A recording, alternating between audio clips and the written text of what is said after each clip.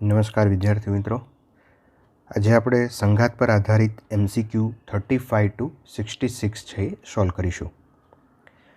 મિત્રો, તમે કદાચ આ 35 to 66 MCQ જાતે સોલ્વ કરવાનો પ્રયત્ન કર્યો હશે. જો MCQ સોલ્વ ન કર્યા હોય તો પહેલાં એ સોલ્વ કરજો અને પછી આ હિન્ટ છે અથવા તો આની અંદરના સોલ્યુશન છે એ જોશો. તો મિત્રો, શરૂ કરીએ. MCQ નંબર 35 છે. એક દડો સપાટી સાથે અથડાય છે અને સંઘાત બાદ ફરી પાછો ઉછળે છે.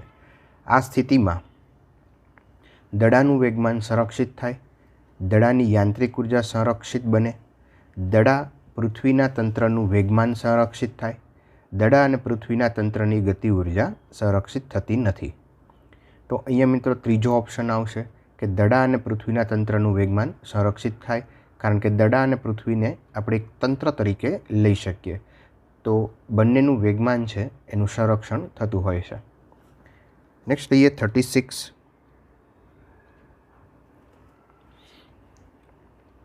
દળ Pની એક બુલેટને R દળના એક મોટા પદાર્થમાં વેગ Q સાથે ગતિ કરાવવામાં આવે છે. તો તંત્રનો અંતિમ વેગ કેટલો હશે? ફરી પાછું અહીંયા આપણે કન્ઝર્વેશન એટલે કે વેગમાન સંરક્ષણના નિયમનો ઉપયોગ કરીએ. પ્રારંભિક વેગમાન બરાબર અંતિમ વેગમાન. તો પ્રારંભિક વેગમાન દળ P છે અને એનો વેગ Q છે. P દળના પદાર્થનો વેગ Q છે. R જે દળનો પદાર્થ છે એ સ્થિર છે એટલે એનો વેગ 0. અને પછી આ જે P દળની બુલેટ છે એ કોઈ મોટા પદાર્થની અંદર ઘૂસી જાય તો હવે દળ છે એ P પ્લસ R ઇન્ટુ વેગ V. Vને સૂત્રનો કરતા બનાવીએ તો V is equal two PQ upon P plus R. Next લઈએ 37. અચળ વેગ સાથે ગતિ કરતો M દળનો એક ગોળો સમાન દળના બીજા સ્થિર ગોળા સાથે સંઘાત પામે છે. જો રેસ્ટિટ્યુશનલ અચળાંક E હોય તો સંઘાત બાદ બે ગોળાઓના વેગનો ગુણોત્તર ગોતો. અચ્છા, અહીંયા ફરી પાછા વેગમાન સંરક્ષણનો નિયમનો ઉપયોગ કરીએ તો M દળનો જે ગોળો છે એ અચળ વેગ સાથે ગતિ કરે છે. તો એનું વેગમાન M ઇન્ટુ U અને બીજો જે પદાર્થ છે એ સ્થિર છે ઇઝ ઇક્વલ ટુ અથડામણ પછી બંને પદાર્થ ગતિ કરતા હોય તો MV1 પ્લસ MV2. અચ્છા, અહીંયા જે પહેલો પદાર્થ બીજા પદાર્થ સાથે જે અથડાય છે એ બંનેના દળ છે એ સમાન છે. M જે છે એને કેન્સલ કરી નાખીએ અહીંયાથી. તો ફોર્મ્યુલા આપણી પાસે રેસ્ટિટ્યુશનલ ગુણાંકની ફોર્મ્યુલા છે E ઇઝ ઇક્વલ ટુ અથડામણ પછીનો વેગ V2 માઇનસ V1 અને અથડામણ પહેલાંનો વેગનો તફાવત U માઇનસ 0. સમીકરણ 1 બનાવીએ તો V2 minus V1 is equal two E into U. અને કહી દઈએ આપણે ઇક્વેશન નંબર 1, આપણું ઇક્વેશન નંબર 2 અને આ જે છે ઇક્વેશન નંબર 3. અચ્છા, ફ્રોમ ઇક્વેશન 1 ઉપરથી જોઈએ. ઇક્વેશન 1 પરથી U is equal two V1 plus V2. Equation number 4. હવે આ જે 4ની વેલ્યુ છે એને આપણે 3ની અંદર મૂકી દઈએ. તો જો V2 minus V1 is equal two E V1 plus V2. Okay, આની અંદર મલ્ટીપ્લાય કરીએ V2 minus V1 is equal two EV1 plus EV2.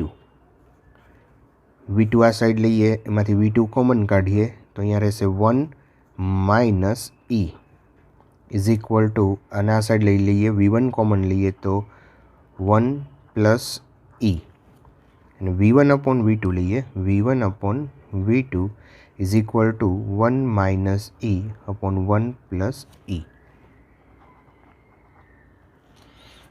તો આપણો આન્સર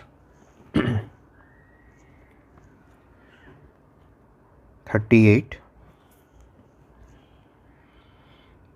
સમાન દળ ધરાવતા બે સ્થિતિસ્થાપક પદાર્થો P અને Q અનુક્રમે 16 અને 10 મીટર પર સેકન્ડના વેગ સાથે એક જ રેખાને સમાંતર ગતિ કરે છે. તો સ્થિતિસ્થાપક સંઘાત બાદ તેમના વેગ કેટલા હશે? અચ્છા, અહીંયા દળ છે એ સેમ છે, દળ સમાન છે, સ્થિતિસ્થાપક સંઘાત છે. સ્થિતિસ્થાપક સંઘાત માટે રેસ્ટિટ્યુશનલ ગુણાંક 1 છે. એટલે આપણને ખ્યાલ છે, આપણે કિસ્સાની અંદર ભણી ગયા છીએ કે અહીંયા જે વેગ છે, વેગની અદલા બદલી થઈ જાય. જો બે દડા છે એના દળ સરખા હોય અને સ્થિતિસ્થાપક સંઘાત હોય તો એના દળની અદલા બદલી થઈ જાય. એટલે 16 અને 10 છે તો અહીંયા વેગ થઈ જશે 10 મીટર પર સેકન્ડ અને 16 મીટર પર સેકન્ડ.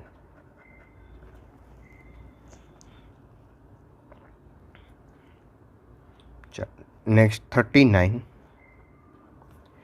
રેસ્ટિટ્યુશનલ ગુણાંકનો એકમ ખાલી જગ્યા હોય તો E છે એ પરિમાણ અથવા તો એકમ રહિત છે. E જે છે એ વેલોસિટીનો ગુણોત્તર છે. જે છૂટા પડવાની વેગનો તફાવત અથવા તો છૂટા પડવાનો વેગ અને છેદમાં ભેગા થવાનો વેગ, એટલે કે સેપરેશન અને અહીંયા એપ્રોચ. જુદા પડવાનો વેગનો તફાવત લીધો છે અને અહીંયા નજીક આવવાનો વેગ છે. તો વેલોસિટીનો ગુણોત્તર છે માટે એનો એકમ કે પરિમાણ આવશે નહીં. ઓકે, નેક્સ્ટ લઈએ 40.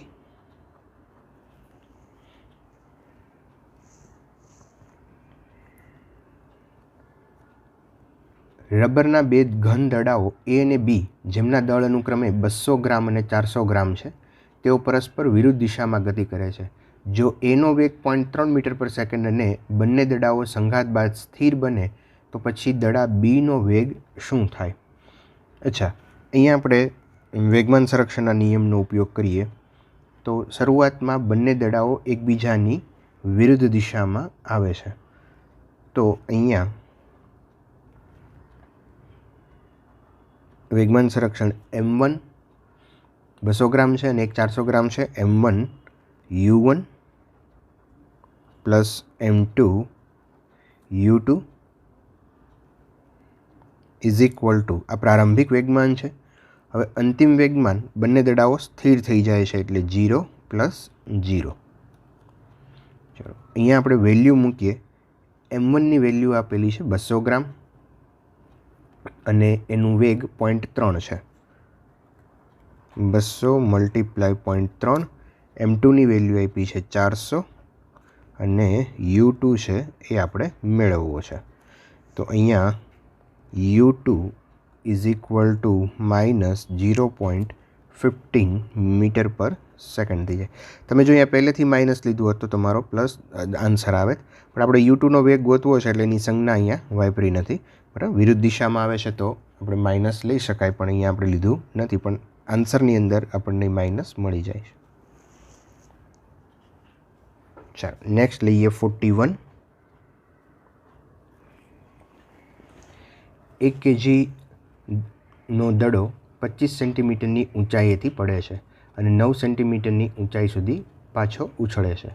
તો રેસ્ટિટ્યુશનલ ગુણાંક કેટલો હશે?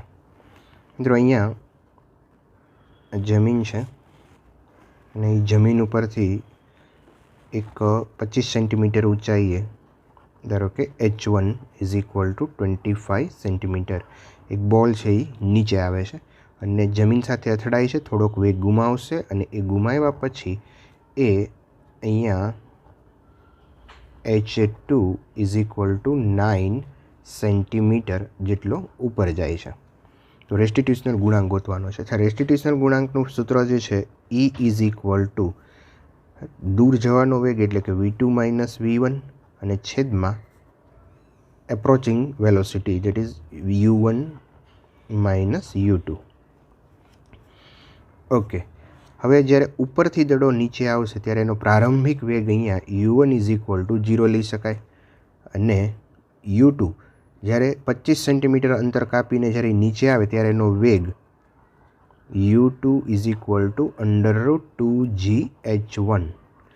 h ઊંચાઈથી પડતો હોય ત્યારે એનો વેગ √2gh1 હશે.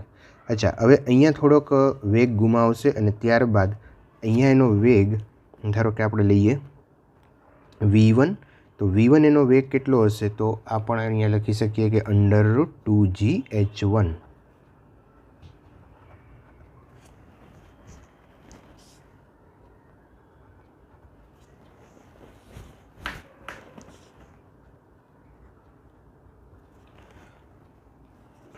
V1 is equal two √2gh1. Okay, અને અહીંયા અંતિમ વેગ એનો V2 ઇઝ ઇક્વલ ટુ 0 હશે. તો નીચે આવશે ત્યારે √2gh1 થી આવશે, એક વેગ 0 છે, ઉપર જશે ત્યારે √2gh2 થી જશે અને ઉપર જશે ત્યારે એનો બીજો વેગ 0 હશે. તો અહીંયા આપણે લખી શકીએ V2 માઇનસ V1. V2 એટલે 0 છે, V1 એટલે √2gh1 સોરી 2gh2 અને U1 એટલે 0 છે માઇનસ √2gh1. 2g કેન્સલ થઈ જશે, H2 upon H1. H2 એટલે 9 છે, H1 એટલે 9 divided by 25 implies 3 divided by 5 or 0.6. આ જે છે એ રેસ્ટિટ્યુશનલ ગુણાંક આવી ગયો. ઓકે, ચાલો નેક્સ્ટ લઈએ 42.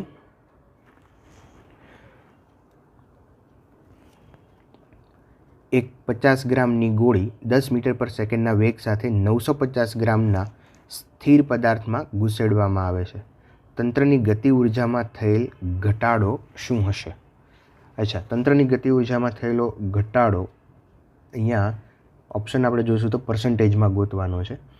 તો પહેલું કામ આપણે અહીંયા એ કરીએ કે જે 50 ગ્રામની ગોળી છે જેનો વેગ 10 આપેલો છે અને 950 ગ્રામનો જે સ્થિર બ્લોક છે.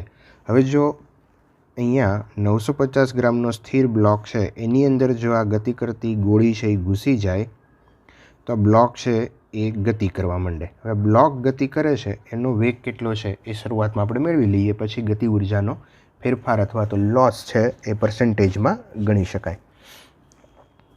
ઓકે, તો અહીંયા વેગમાન સંરક્ષણના નિયમનો ઉપયોગ કરીએ. આનું દળ m, એનો વેગ u, આનું રેસ્ટ ઉપર છે એટલે આનું દળ કેપિટલ M લઈ લો, એનો વેગ 0 લઈ લો.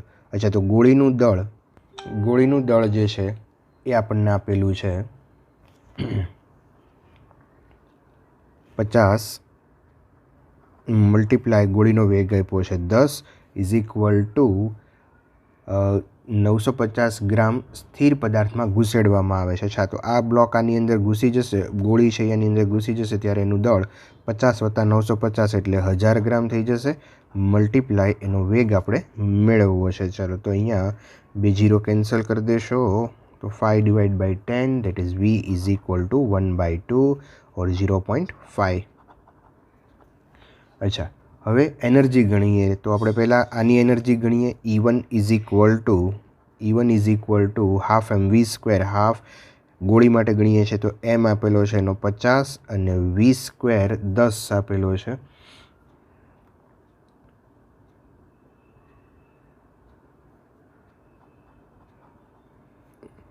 ચાલો, અહીંયા થઈ જશે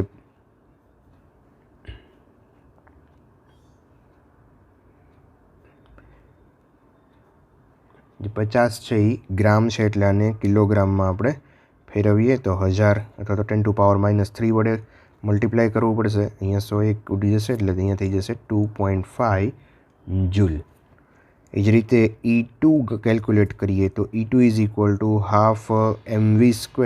તો એમ અહીંયા લેશું 1000 ડિવાઇડેડ બાય 1000. અચ્છા, ડિવાઇડેડ બાય 1000 શું કામ લીધા છે? તો આ ગ્રામ છે ને કિલોગ્રામમાં ફેરવા છે. મલ્ટીપ્લાય એનો વેગ લઈ આવ્યા છીએ આપણે 0.5 એનો સ્ક્વેર, અને એનો આપણે હિસાબ કરશું એટલે આવી જશે 1/8 જૂલ. હવે આપણે પર્સન્ટેજની અંદર જે ઘટાડો થાય છે, પર્સન્ટેજ ઘટાડો છે એ ગોતવો છે. તો આપણે શીખી ગયા છીએ થિયરીની અંદર કે પર્સન્ટેજનો ઘટાડો ગોતવો હોય તો E1 minus E2 upon E1 multiply 100 આવું કરવું પડે. ફેરફાર, ગતિ ઉર્જાનો ફેરફાર છેદમાં પર્સન્ટેજ લઈએ ત્યારે જે મૂળ ઓરિજિનલ છે અથવા તો પ્રારંભિક છે એની સાપેક્ષે હંમેશા પર્સન્ટેજ છે એ લેવાય. તો 2.5 માઇનસ 1/8 અપોન E1 એટલે અગેન 2.5. અચ્છા, તો આનો મલ્ટીપ્લાય 100, આનો આપણે હિસાબ કરશું તો આન્સર આવશે 95%. એક દડાને h ઊંચાઈથી સપાટી પર છોડવામાં આવે છે. જો રેસ્ટિટ્યુશનલ અચળાંક E હોય તો પછી nth પછી એટલે કે n ટપ્પા પડી જાય પછી કેટલી ઊંચાઈ સુધી બોલ પહોંચશે. ઓકે, તો અહીંયા જ્યારે h ઊંચાઈથી આપણે થિયરી કોન્સેપ્ટની અંદર આ વસ્તુ ભણી ગયા છીએ, છતાંય એકવાર ઝડપથી આપણે એને રિવાઇઝ કરી લઈએ. h ઊંચાઈથી જ્યારે બોલ જે છે એ નીચે આવશે ત્યારે આની ઊંચાઈ h અને અહીંયા એનો વેગ છે એ v is equal two √2gh હશે. હવે અહીંયાથી અથડાઈને ફરી પાછો એ ઉપર જશે ત્યારે એનો વેગ √2gh2 જેટલો હશે અને રેસ્ટિટ્યુશનલ ગુણાંક જે છે એ E જેટલો હશે. ઓકે, તો અહીંયા જે જ્યારે નીચે આવે છે ત્યારે એનો વેગ v અને અહીંથી ઉપર જાય છે ત્યારે એનો વેગ સપોઝ v1. તો હમણાં જ આપણે ભણી ગયા એમ અહીંયા લખી શકીએ v1 is equal two EV. બરાબર, નજીક છૂટા પડવાનો વેગ અને નજીક આવવાનો વેગ. તો v1 is equal two EV. અચ્છા, v is equal two √2gh. અચ્છા, હવે આ હાઇટ કેટલી હશે? તો ફોર્મ્યુલા ઉપરથી આપણે લખી શકીએ h1 is equal two v²/2g. v² એટલે અહીંયા v1²/2g. v1² જે છે એ આપ્યો છે આપણને E² √2gh. અહીંયા થઈ જશે 2gh upon 2g. 2g cancel થઈ જશે. Then h1 is equal to E² into h. અચ્છા, હવે હજુ એક આગળ આપણે વિચારીએ કે ધારો કે આ બોલ જે છે એ અહીંયા ઉપર પહોંચી ગયો છે અને થોડુંક હું અલગ રીતે બતાવું. કે બોલ છે એ અહીંયાથી અહીંયા આવે છે, પછી અહીંથી અથડાઈને ફરી પાછો ઉપર જાય છે, ફરી પાછો અહીંયા આવે છે, અહીંયા આવે છે. બરાબર, આ રીતે બોલ જે છે એ n ટપ્પા ખસે. તો અહીંયા તમે આ રીતે જોઈ શકો. ઓકે, તો હવે જ્યારે આ પહેલા ટપ્પા માટે h1 લીધું, હવે એ જ રીતે આપણે બીજા માટે વિચારીએ. તો ફરી પાછું અહીંયા લખી શકાય કે v2 is equal two EV1. v2 is equal two EV1. અચ્છા, v1 એટલે લખશું આપણે v1 એટલે EV કરી શકાય, E ઇન્ટુ v એટલે E² ઇન્ટુ v એટલે √2gh is equal two v2. ના, હવે હાઇટ એની લઈશું h2 is equal two v²/2g. v² એટલે e⁴ √2gh, બટ અહીંયા થઈ જશે 2gh અપોન 2g કેન્સલ થઈ જશે. Then h2 is equal to e⁴h. હવે તમે અહીંયા વિચારી શકો કે H1 જ્યારે લીધું હતું ત્યારે E² H આવ્યું હતું, H2 લીધું તો E⁴ H આવ્યું. હવે H3 લઈએ તો શું આવે? તો E⁶ ઇન્ટુ H આવશે. તમે આગળ કરી શકો આ કામ. અચ્છા, તો અહીંયા રિલેશન શું આવે છે? તો H ઇઝ ઇક્વલ ટુ અથવા તો H nth માટે લઈએ તો E⁴n ઇન્ટુ H. તો આ રિલેશન આવશે. આ થિયરીની અંદર પણ આપણે કરી ગયા છીએ. તો આ જે છે એ આપણો આન્સર આવશે. નેક્સ્ટ લઈએ 45. સમાન દળના બે પદાર્થો સમાન વેગ v સાથે પરસ્પર વિરુદ્ધ દિશામાં ગતિ કરે છે. તેઓ સંઘાત પામે છે અને એકબીજાને ચોટેલા રહે છે. તો તંત્રનો પરિણામી વેગ કેટલો હશે? હવે સમાન દળના બે પદાર્થો છે, સમાન વેગ v સાથે પરસ્પર વિરુદ્ધ દિશામાં આવે છે અને એવો સંઘાત પામે છે અને એકબીજાને ચોંટેલા રહે છે. તો તંત્રનો પરિણામી વેગ. અચ્છા, અહીંયા આપણે જે વેગમાન સંરક્ષણનો નિયમ આપણે વાપરીએ, વેગમાન સંરક્ષણ, તો સમાન દળના સમાન વેગ સાથે બે ગોળાઓ આવે છે અને એકબીજાની વિરુદ્ધ દિશામાં આવે છે, બે અથડાશે તો પછી તંત્રનું વેગમાન કેટલું થાય? આ તંત્રનું ફાઇનલ વેગમાન, અને ફાઇનલ વેગમાન ઉપરથી એનો વેગ ગોતીએ. પણ અહીંયા આન્સર છે mv માઇનસ mv એટલે 0 થઈ જશે, વેગમાન 0 થઈ જશે એટલે બેના વેગ 0 થઈ જશે. તો બંને આવશે, અથડાશે અને ચોટીને સ્થિર થઈ જશે. તો તંત્રનો પરિણામી વેગ 0 થશે. 46 MCQ નંબર. L લંબાઈના એક સાદા લોલકને ગોળાને સમક્ષિતિજ રાખવામાં આવેલ છે અને પછી છોડવામાં આવે છે. તે સ્થિતિસ્થાપક રીતે ઘર્ષણ રહિત ટેબલ પર પડેલ સમાન દળના બ્લોક સાથે સંઘાત પામે છે. તો બ્લોકની ગતિ ઉર્જા. મિત્રો, અહીંયા લોલકને જો સમક્ષિતિજ રાખેલું હોય, ધારો કે અહીંયા કોઈ લોલક છે અને લોલકને L લંબાઈનું લોલક છે અને સમક્ષિતિજ રાખેલું છે અને અહીંયા ટેબલ ઉપર કોઈ બ્લોક મૂકેલો છે. તો આ લોલક જ્યારે ગતિ કરી અને આ બ્લોકની સાથે અથડાશે ત્યારે લોલકની સ્થિતિ ઉર્જા છે એનું ગતિ ઉર્જામાં રૂપાંતરણ થાય. તો લોલક પાસે જે સ્થિતિ ઉર્જા હશે એ mgl જેટલી હશે અને એ mgl જેટલી ઉર્જા અને ગતિ ઉર્જા સ્વરૂપે મળે. તો બ્લોકની ગતિ ઉર્જા થઈ જશે mgl.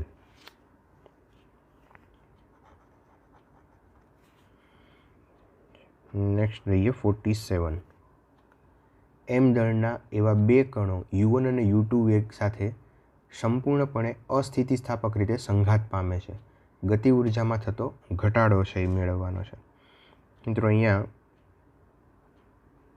એક m દળ, એનો વેગ u1, બીજો એક કણ છે જેનું દળ સમાન છે, એ વેગ છે એ જુદો છે.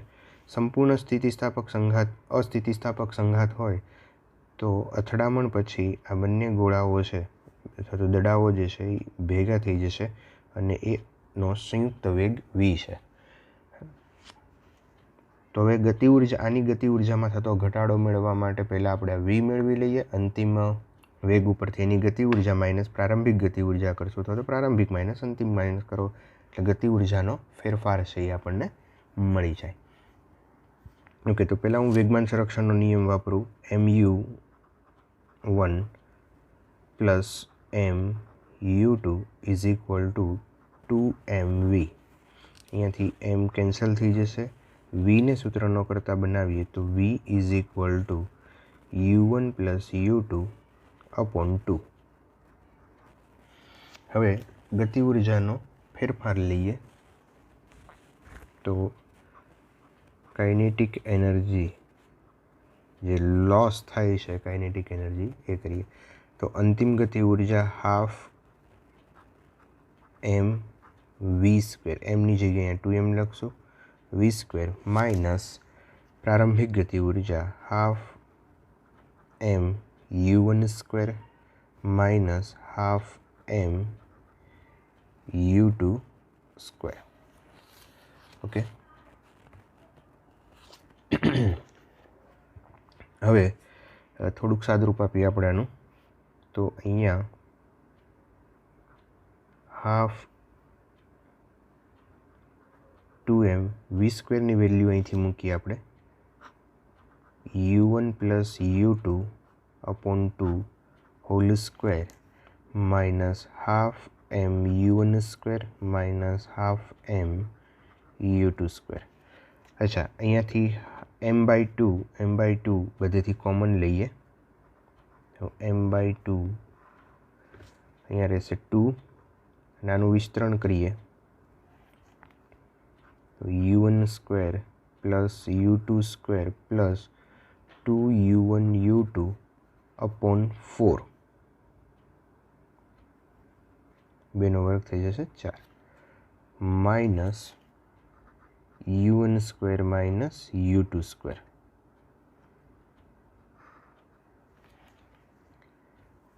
અચ્છા, હવે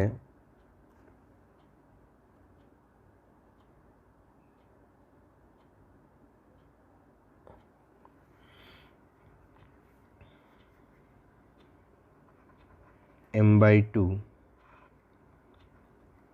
2ને અહીંયાથી કેન્સલ કરી દઈએ એટલે આ 2 થઈ જશે તો u1 સ્ક્વેર બાય 2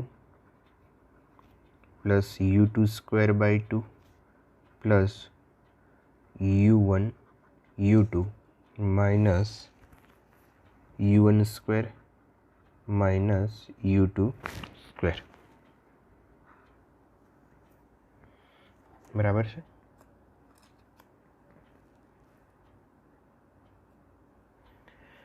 હવે આ માઇનસ u1 સ્ક્વેરમાંથી પ્લસ u1 સ્ક્વેર બાય 2 બાદ કરીએ તો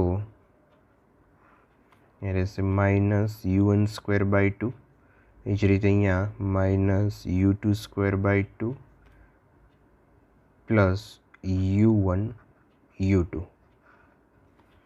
અચ્છા, અહીંયાથી આપણે 2 અને માઇનસ છે ને માઇનસ અને આ 2 છે ને બહાર લઈ લઈએ તો માઇનસ m/4 અહીંયા થઈ જશે u1 square plus u2 square plus 2u1 u2.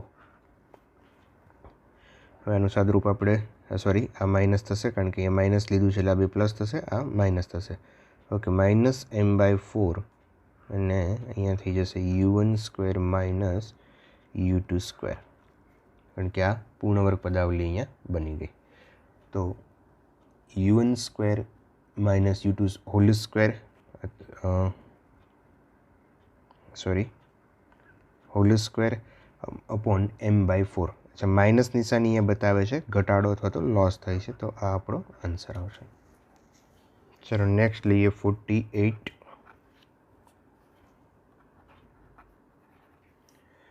Okay, 9 metre પર સેકન્ડના વેગ સાથે ગતિ કરતો એક દડો અન્ય સમાન સ્થિર દડા સાથે સંઘાત પામે છે. સંઘાત બાદ બંને દડા તેમની પહેલી દિશા સાથે 30 ડિગ્રીના કોણ બનાવતી દિશામાં ગતિ કરે છે સમાન વેગ સાથે. તો સંઘાત બાદ તેમની ઝડપ શું હશે? અચ્છા, અહીંયા દડો છે એમ, આ રેસ્ટ ઉપર છે. બીજો એક દડો છે કે જે 9 મીટર પર સેકન્ડના વેગથી ગતિ કરી અને આની સાથે અથડાય છે. આ સંદર્ભ રેખા લઈએ આપણે, ધારો કે એક્સ દિશા. તો અથડામણ પછી બંને દડા જે છે એ 30 ડિગ્રીના એંગલે ગતિ કરે છે. આનો વેગ વી લઈએ, એંગલ છે એ 30 ડિગ્રી. બીજો પણ 30 ડિગ્રીના એંગલે જ ગતિ કરે છે. આ દળ એમ અને એનો વેગ વી. તો અથડામણ પછી આપણે આ વેગ ગોતવાનો છે. તો સિમ્પલ છે, અહીંયા વેગમાન સંરક્ષણનો નિયમ વાપરું. આનું એક્સ દિશામાં વેગમાન, આ દડો એક્સ દિશામાં ગતિ કરે છે એટલે અથડામણ પછી આ બંનેના પણ એક્સ દિશાના વેગમાનો આપણે લઈશું. એટલે કે આ જે એમ વી છે એનો થીટાની નજીકનો ઘટક એમ વી કોસ થીટા થાય, અહીંયા પણ એમ વી કોસ થીટા થશે.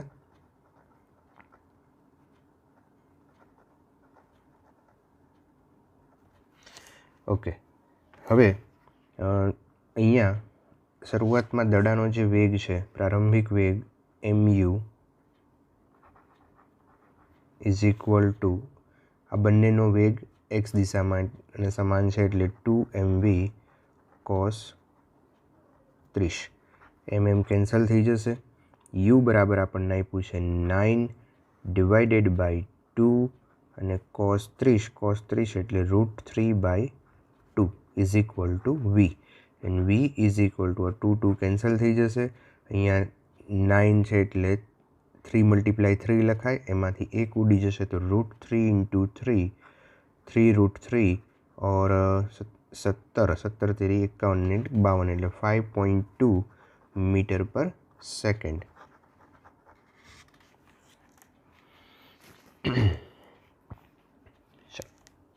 नेक्स्ट लिए 49.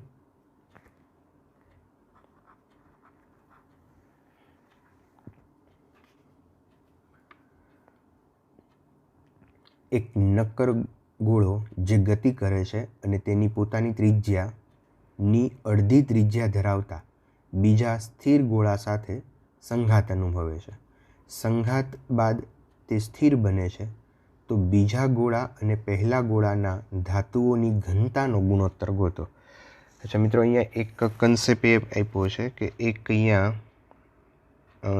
गोळो छे के जेनी त्रिज्या करता अर्धी त्रिज्याना गोळा साथे आ અથડાય છે. अच्छा, શરૂઆતમાં આ જે બીજો ગોળો છે એ સ્થિર હતો અને આ ગતિ કરતો હતો.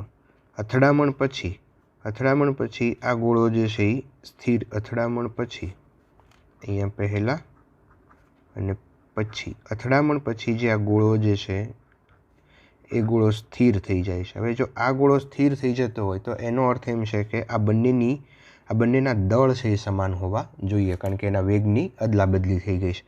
તો અહીંયા નક્કર ગોળો અને જે બીજો કે જેની ત્રિજ્યા કંઈક અડધી છે એ બંનેના દળ સમાન હોવા જોઈએ. તો અહીંયા એક નોટ લખીએ આપણે, બંને ગોળાના દળ સમાન હોવા જોઈએ તો જ એના વેગની અદલાબદલી જાય. अच्छा, બંનેના દળ સમાન એટલે m1 is equal two m2 લખીએ. अच्छा, દળ બરાબર ઘનતા ગુણ્યા કદ કરીએ તો પહેલા ગોળા માટે ઘનતા ρ1 અને એનું કદ 4/3 πr ઘન, અને બીજા ગોળા માટે ઘનતા ρ2 4/3 πr/2, એની ત્રિજ્યા જે છે એ અહીંયા અડધી છે. ઓકે, દેન અહીંયા ρ2/ρ1 કરીએ, ρ2/ρ1 લ્યો તો અહીંયા થઈ જશે 2 નો ઘન એટલે 8, એ 8 આ બાજુ જશે એટલે 8/1. તો બંનેની ઘનતાનો ગુણોત્તર 8/1 આવશે. નેક્સ્ટ લઈએ 50. એક 5 kg પદાર્થ બીજા અન્ય સ્થિર પદાર્થ સાથે સંઘાત પામે છે. સંઘાત બાદ બંને પદાર્થો એક જ દિશામાં પહેલા પદાર્થના વેગના ત્રીજા ભાગના વેગ સાથે ગતિ કરે છે તો બીજા પદાર્થનું દળ કેટલું હશે? અચ્છા, અહીંયા વેગમાન સંરક્ષણનો નિયમ આપણે પાછો ઉપયોગ કરીએ તો જે પહેલો પદાર્થ જે 5 kg છે એ ધારો કે વી વેગથી ગતિ કરી અને બીજા પદાર્થ સાથે અથડાય છે. હવે જ્યારે બીજા પદાર્થ સાથે અથડાય ત્યારે બંને ભેગા થાય છે એટલે 5 + m, બીજા પદાર્થનું દળ m છે, પહેલા પદાર્થનું 5 છે, બેનો ભેગા થશે અને એ પહેલા પદાર્થનો જે વેગ છે એના કરતાં ત્રીજા ભાગના વેગથી ગતિ કરે છે એટલે v/3 થી ગતિ કરે છે. પછી અહીંયા v કેન્સલ થઈ જશે, 5 તેરી 15 is equal to 5 + m, then m is equal to 10 kg. Okay, simple. Next લઈએ આપણે 51. ચાલો, એક 10 ગ્રામની ગોળી 500 મીટર પર સેકન્ડના વેગ સાથે ગતિ કરે છે.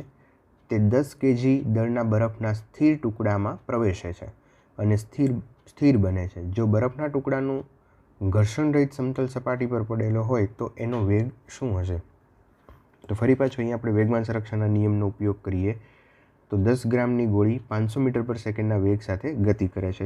10 ગ્રામ એટલે પ્રારંભિક વેગમાન જે ગોળી છે એનું 10 ગ્રામ છે એને કિલોગ્રામમાં ફેરવીએ અને એનો વેગ છે એ 500 મીટર પર સેકન્ડ છે. ત્યારબાદ એ બરફની અંદર ઘૂસી જાય છે.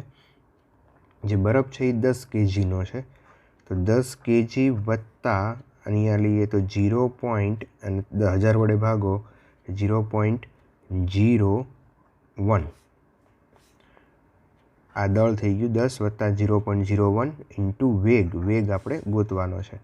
દેન વી ઇઝ ઇક્વલ ટુ અહીંયા 1 2 3 આની સાથે કેન્સલ કરી દઈએ તો 5 ડિવાઇડેડ બાય 10.01 અને 1/2 લઈ શકો અને આને 0.5 મીટર પર સેકન્ડ.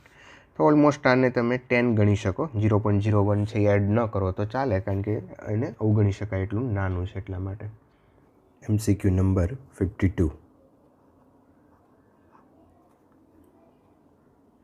20 મીટર પર સેકન્ડના વેગ સાથે ગતિ કરતો એક ભારે પદાર્થ એક અન્ય નાના પદાર્થ કે જે સ્થિર છે તેની સાથે સ્થિતિસ્થાપક સંઘાત પામે છે, તો નાના પદાર્થનો વેગ કેટલો છે? અહીંયા M1 જે છે એ ભારે પદાર્થ છે અને એ 20 મીટર પર સેકન્ડના વેગથી ગતિ કરે છે. બીજો એક પદાર્થ કે જે M2 કે જે હલકો છે અને શરૂઆતમાં આ સ્થિર છે. ભારે પદાર્થ છે એ હલકા પદાર્થ સાથે અથડાય છે અને અથડામણ પછી આ જે હલકો પદાર્થ છે એનો વેગ કેટલો છે એ આપણે મેળવવો છે, V2. અથડામણ પહેલાં જે હલકો પદાર્થ છે એનો વેગ U2 0 છે. તો અથડામણ પછી ફોર્મ્યુલા આપણે યુઝ કરીએ, થિયરીની અંદર આ ફોર્મ્યુલા આપણે ભણી ગયા છીએ. અથડામણ પછી બીજા પદાર્થનો વેગ V2 is equal two M2 minus M1 upon M1 plus M2 into U2 plus 2M1 U1 upon M1 plus M2. અચ્છા, M1 છે એ M2 કરતાં ઘણો મોટો છે એટલે M2ને અવગણતા. અચ્છા મિત્રો, અહીં તો V2 is equal two U2 છે એ 0 છે એટલે આ પદ 0 થઈ જશે. 0 પ્લસ M2 જે છે એ નાનો છે એને અવગણી નાખો તો M1 કેન્સલ એટલે 2U1.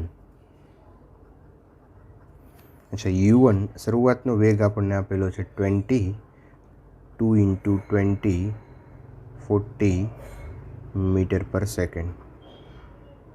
તો હલકો જે દડો છે અથવા તો બીજો જે દડો છે એ 40 મીટર પર સેકન્ડના વેગથી ગતિ કરશે. 53.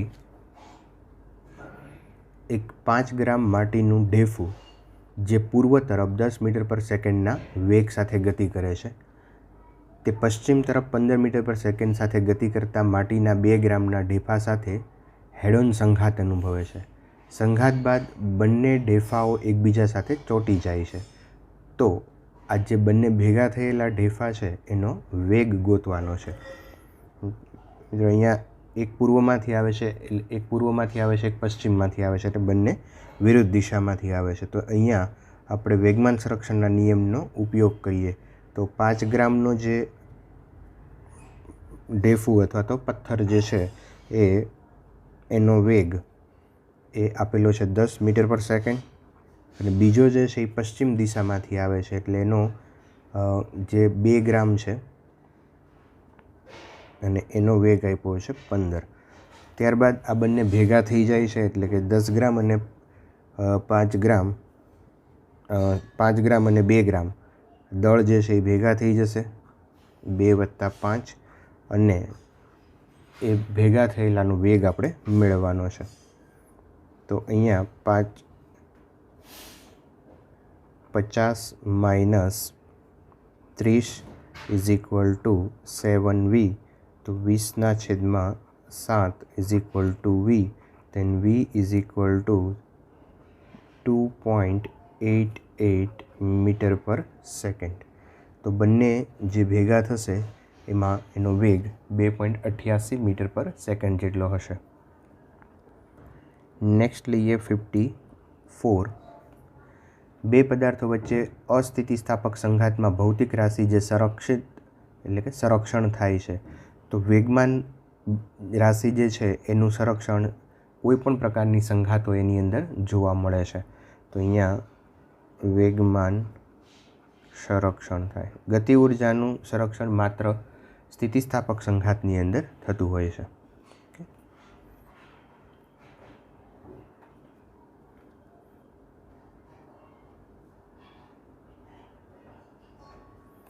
નેક્સ્ટ લઈએ 55.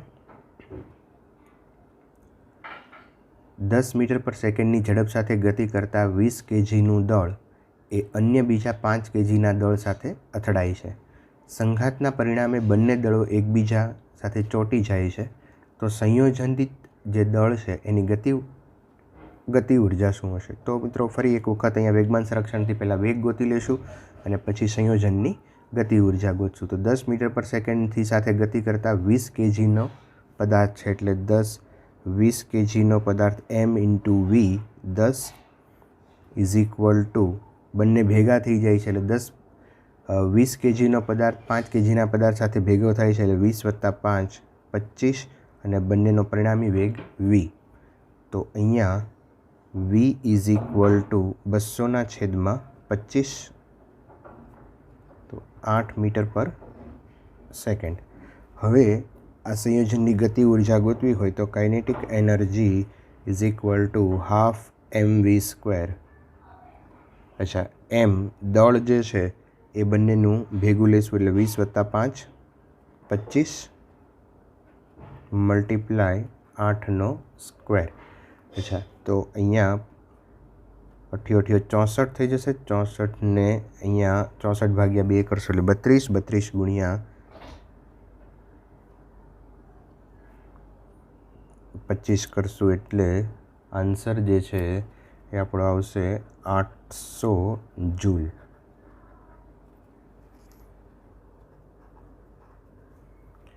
પ્રારંભિક વેગ v ધરાવતા સ્મોલ m દળનો પદાર્થ કેપિટલ M દળના સ્થિર પદાર્થ સાથે સ્થિતિસ્થાપક હેડ-ઓન સંઘાત પામે છે.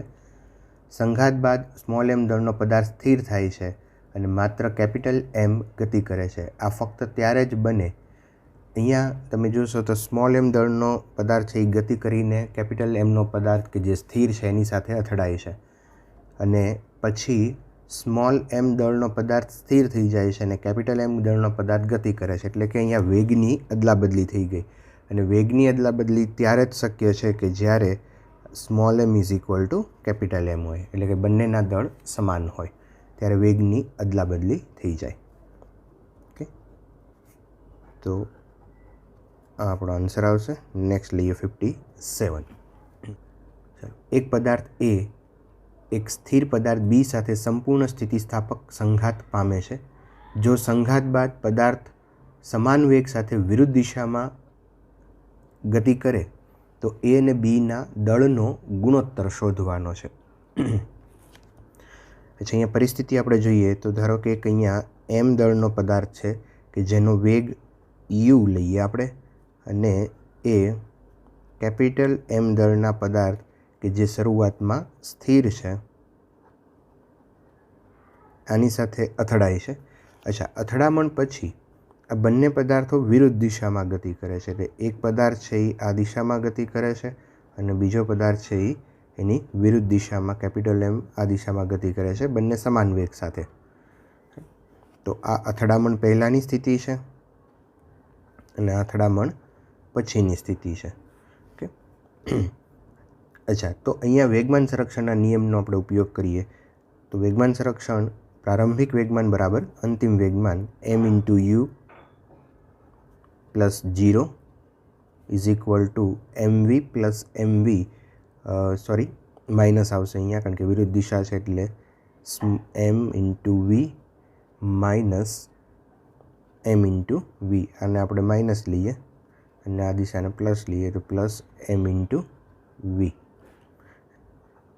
m u is equal two અહીંથી m કોમન કાઢી લઈએ, સોરી v કોમન કાઢીએ તો અંદર રહેશે capital M minus small m. Equation number 1. अच्छा, હવે અહીંયા સંપૂર્ણ સ્થિતિસ્થાપક સંઘાત છે, તો સંપૂર્ણ સ્થિતિસ્થાપક સંઘાત માટે રેસ્ટિટ્યુશનલ અંક આપણે લઈએ E ઇઝ ઇક્વલ ટુ અથડામણ પહેલાંનો વેગ અથડામણ પછીનો વેગ છેદમાં અથડામણ પહેલાંનો વેગનો તફાવત. અચ્છા, અહીંયા આ બંનેનો તફાવત લઈએ, બે વિરુદ્ધ દિશામાં છે એટલે V પ્લસ V 2V થઈ જશે. એક પ્લસ હોય એક માઇનસ હોય એટલે અથડામણ પછીના વેગનો તફાવત 2V છેદમાં અહીંયા એક 0 છે ને એક U છે એટલે U. પણ સંપૂર્ણ સ્થિતિસ્થાપક સંઘાત માટે E ઇઝ ઇક્વલ ટુ 1 લેવાય. મિત્રો એક ફરીવાર અહીંયા Eનું સૂત્ર છે V2 minus V1 upon U1 minus U2. V2 minus V1 આને સપોઝ તમે V2 કહેતા હોય અને આ V1 હોય તો એક માઇનસ આવશે, બરાબર. એટલે અહીંયા V2 માઇનસ V1 કરશો એટલે માઇનસ માઇનસ પ્લસ થઈ જશે એટલે ઉપર 2V થશે અને છેદમાં U અને 0 છે એટલે U ઇઝ ઇક્વલ ટુ 1. તો અહીંયા Vને સૂત્રનો કરતાં બનાવીએ તો V is equal to U by 2 અને કહીએ ઇક્વેશન નંબર 2. હવે ઇક્વેશન 1 અને 2નો ઉપયોગ કરીએ then MU is equal to Vની જગ્યાએ મૂકશું U by 2 capital M minus small m. U cancel થઈ જશે, આ 2 અહીંયા લઈ લ્યો એટલે 2M capital M minus small m આ બાજુ આવશે એટલે 3M is equal to capital M. અને હવે આપણે એનો ગુણોત્તર લેવો છે small m upon capital M is equal to 1/3. 9. એક કણ h ઊંચાઈથી સમક્ષિતિજ સમતલ પર પડે છે અને ફરી ઉછળે છે. જો E એ રેસ્ટિટ્યુશનલ અચળાંક હોય તો ફરી ઉછળવાનું બંધ થાય તે પહેલાં કાપેલું કુલ અંતર મેળવો. અચ્છા, અહીંયા મિત્રો કણ અથવા તો આપણે બોલ લઈએ તો ધારો કે અહીંયા h ઊંચાઈથી બોલ છે એ નીચે આવે ત્યારે અહીંયાથી અથડાઈને ફરી પાછો થોડો ઉપર જશે, ફરી પાછો ઉપરથી અહીંયાનો વેગ 0 થાય એટલે પાછો નીચે આવશે, અથડાઈને ઉપર જશે. આમ કરતાં એ જ્યારે ઉછળવાનું બંધ થાય ત્યારે એને કાપેલું કુલ અંતર છે એ મેળવવાનું છે. અચ્છા, અહીંથી જ્યારે શરૂ કરે ત્યારે અહીંયા આવશે ત્યારે h જેટલું અંતર કાપશે. હવે આ ઊંચાઈ જે છે એ ધારો કે એની h1 છે, તો h1 ઊંચાઈ એટલે કેટલું અંતર, ઊંચાઈ કેટલી થશે? તો આપણે આ સૂત્ર એકવાર ભણી ગયા છીએ. રેસ્ટિટ્યુશનલ ગુણાંકનો ઉપયોગ કરી અને આ જે ઊંચાઈ h1 જે છે એ h1 ઊંચાઈ E² ઇન્ટુ h હશે. ધારો કે આ ઊંચાઈ h2 હોય તો h2 બરાબર E⁴ ઇન્ટુ h અને hn હોય તો અહીંયા 2n ઇન્ટુ h. આ ફોર્મ્યુલાનો ઉપયોગ કરી અને આપણે એનું કુલ અંતર ગોતીએ તો ટોટલ ડિસ્ટન્સ, કુલ અંતર ઇઝ ઇક્વલ ટુ પહેલાં h જેટલું અંતર કાપશે વત્તા હવે h1 જેટલું ઉપર જશે અને h1 જેટલું પાછું નીચે આવશે એટલે 2h1 આવશે. 2h1 એ જ રીતે h2 જેટલું ઉપર જશે અને h2 જેટલું નીચે આવશે 2h2. આ રીતે જ્યાં સુધી એના ઉછળવાનું બંધ નહીં થાય ત્યાં સુધી અંતર કાપશે. અચ્છા, થોડું આગળ સાદુરૂપ આપીએ. h પ્લસ 2 h1ની જગ્યાએ કિંમત મૂકીએ E² into h plus 2E⁴ into h plus આ રીતે આગળ આપણે લખતા જઈ શકીએ. હવે અહીંયા h છે એ કોમન લઈએ, h કોમન લઈ લઈએ તો અંદર રહેશે અહીંયા 1 પ્લસ અહીંયાથી 2E² પણ તમે કોમન લઈ શકો. 2E² ઇઝ ઇક્વલ ટુ, તો અહીંયા અંદર રહેશે, અહીંયા h કોમન લીધો છે એટલે 1 પ્લસ અહીંયા થઈ જશે E² પ્લસ આ રીતે આગળ લખતા જઈ શકાય.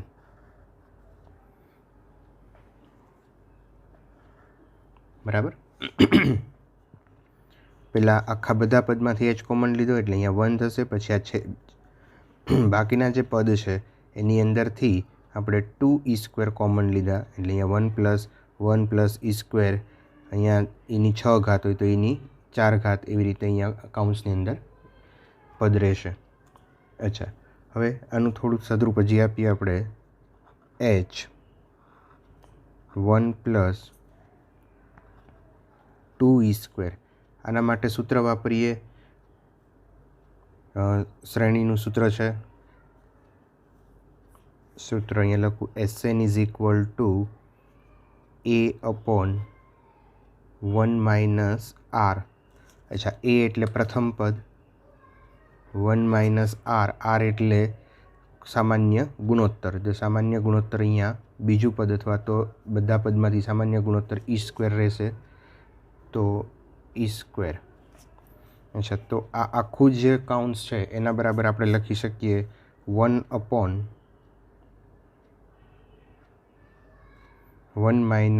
- e². હવે આ 1 - e² છે એને અહીંયા મલ્ટીપ્લાય કરીએ. 1 - e² + 2e²/1 - e². અચ્છા, -e² + e² છે એટલે h 1 + e²/1 - e². તો આ આપણો જવાબ આવશે. ચાલો નેક્સ્ટ લઈએ 60. જો બે દળ m1 અને m2 અથડાય તો તેઓના વેગના ફેરફારનો ગુણોત્તર ખાલી જગ્યાના સમપ્રમાણમાં હોય. અહીંયા વેગમાન સંરક્ષણના નિયમનો આપણે ઉપયોગ કરીએ.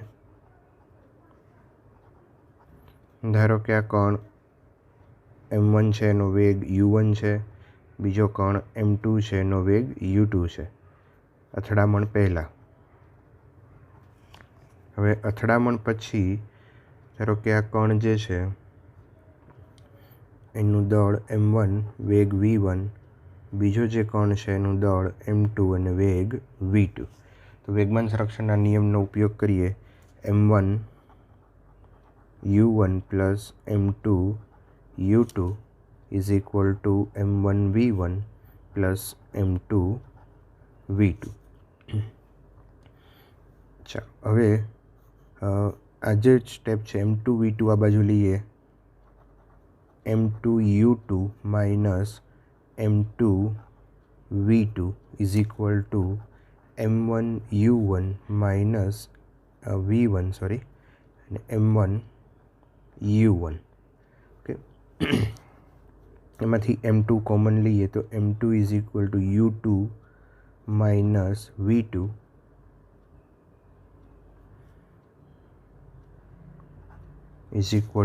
m1 અહીંથી કોમન લઈએ તો અહીંયા રહેશે v1 - u1. ચાલો, તો m1/m2 અથવા તો m2/m1 m2/m1 = v1 - u1. એટલે જે પહેલો કણ છે એના m1 દળનો જે કણ છે એના વેગમાં થતો ફેરફાર છેદમાં u2 - v2 એટલે કે m2 દળના કણના વેગમાં થતો ફેરફાર, અને એ બંનેનો ગુણોત્તર જે છે એ m2/m1 જેટલો આવે છે.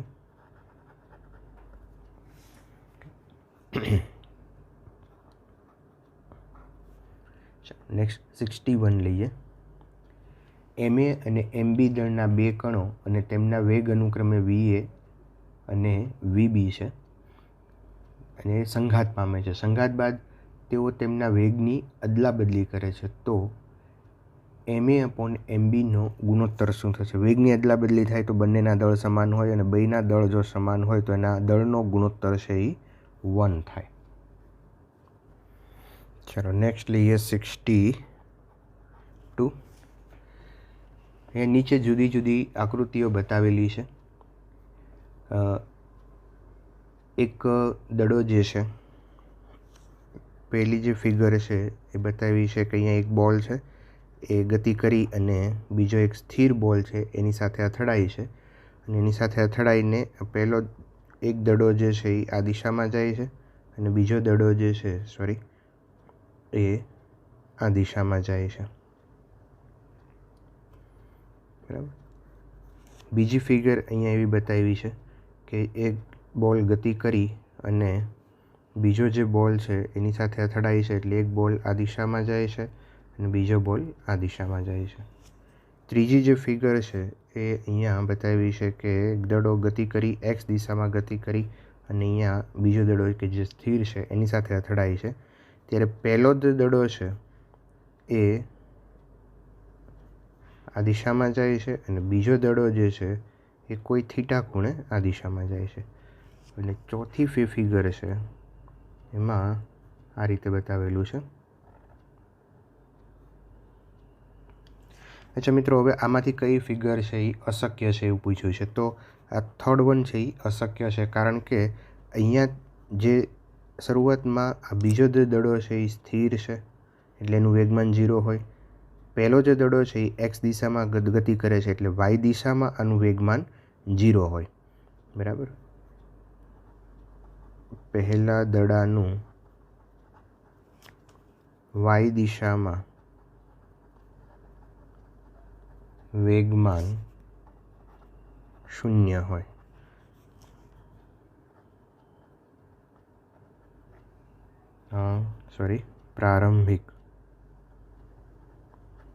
પ્રારંભિક વેગમાન જે છે એ 0 હોય.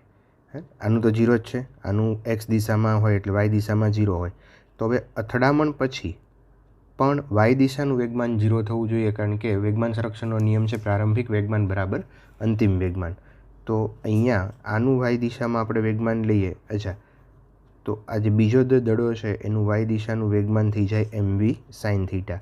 તો પ્રારંભિક વેગમાન બરાબર અંતિમ વેગમાન થવું જોઈએ, જે થતું નથી. પ્રારંભિક વેગમાન વાય દિશાનું 0 છે પણ અંતિમ વેગમાન થઈ જશે mv sin થીટા.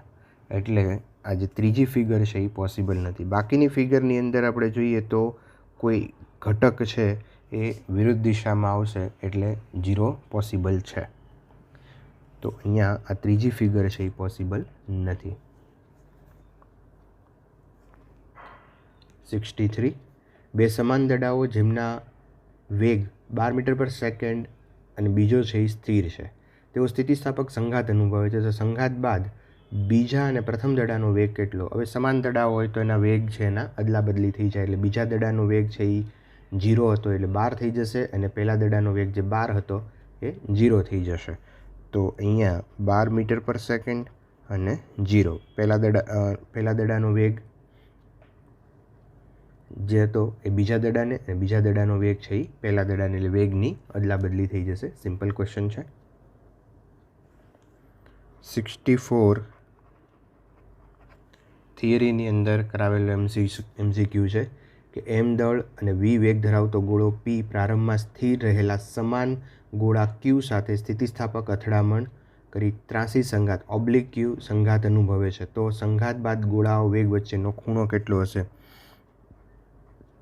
થિયરીની અંદર આપણે ભણી ગયા છીએ theta plus alpha is equal two 90 degree, પણ કન્ડિશન છે કે બંનેના દળ છે એ સમાન હોવા જોઈએ અને બીજો ગોળો જે છે એ પ્રારંભમાં 0 એનો વેગ 0 હોવો જોઈએ અથવા તો સ્થિર હોવો જોઈએ. તો આ બંને ગોળાના અથડામણ પછીના એના વેગનો ખૂણાનો જે સરવાળો છે એ 90 ડિગ્રી થાય. ચલો નેક્સ્ટ લઈએ 65. એક બોલ 10 મીટરની ઊંચાઈ પરથી મુક્ત પતન કરાવવામાં આવે છે. જો પૃથ્વી સાથે સંઘાત બાદ તે 40% ઉર્જા ગુમાવે છે તો દડો કેટલી ઊંચાઈ સુધી પરાવર્તિત થાય?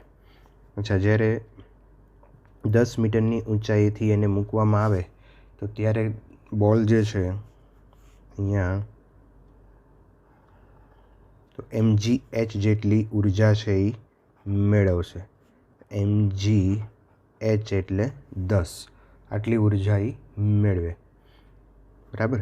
હવે એમ કહે છે કે જ્યારે આ ઉર્જા હશે mg10 જેટલી ઉર્જા હશે, અહીંયા 40% ઉર્જા ગુમાવે છે. અચ્છા, એટલે એની પાસે 60% ઉર્જા રહે. હવે આ જે 60% ઉર્જા છે એને કારણે એ અહીંથી ઉપર જશે અને ઉપર જે જાય છે એ કેટલી ઊંચાઈ સુધી પરાવર્તિત થાય એ આપણને પૂછ્યું છે. તો અહીંયા એની પાસે જે ઉર્જા હશે એ 60% હશે. તો જે 60% છે એ આના હશે. અચ્છા, તો અહીંયા હું લખું mg10ના 60% ઉર્જા સાથે એ ઉપર જશે, એટલે કે mgh જેટલી અહીંયા આવશે ત્યારે આને આપણે h ડેશ કહી દઈએ તો h ડેશ જેટલી ઉર્જા h ડેશ જેટલી ઊંચાઈ મેળવશે. આ 60% ઉર્જા સાથે ઉપર જશે અને એ ઉપર જશે ત્યારે અહીંયા એની ઉર્જા કેટલી હશે? mgh dash. અચ્છા, mg કેન્સલ થઈ જશે. 10ના 60% એટલે 10 × 60 divided by 100 is equal to h dash. Then h dash is equal to 6 metre.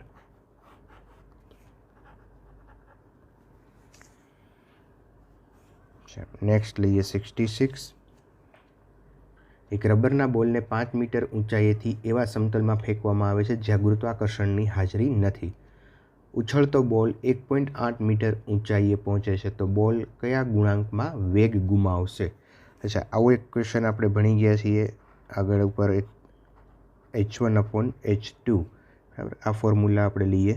અચ્છા, h2/h1 લઈએ અથવા તો h1/h2, પણ h2 અથવા તો h1 જે કંઈ લઈ આવો તમે, તો અહીંયા જે ગુમાવે છે, બરાબર, અને એને કારણે જે ઊંચાઈ મેળવે છે એ ઉપર આવશે અને છેદમાં શરૂઆતની ઊંચાઈ આવશે. તો જે પછી ઊંચાઈ મેળવે છે એ 1.8 છે અને શરૂઆતની ઊંચાઈ એની 5 છે.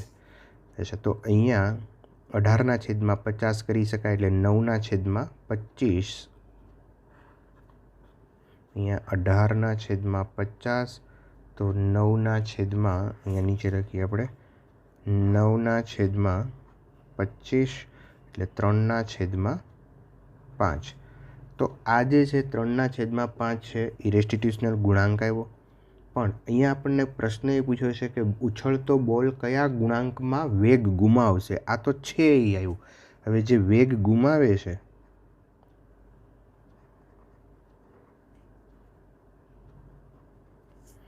તો ગુમાવાતો વેગ જે છે એ 1 - 3/5 100%માંથી, અથવા તો 1 - 3/5 એટલે 5 - 3 એટલે 2/5.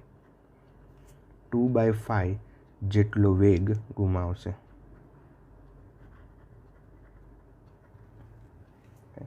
તો આ જે છે એ આપણો આન્સર આવશે.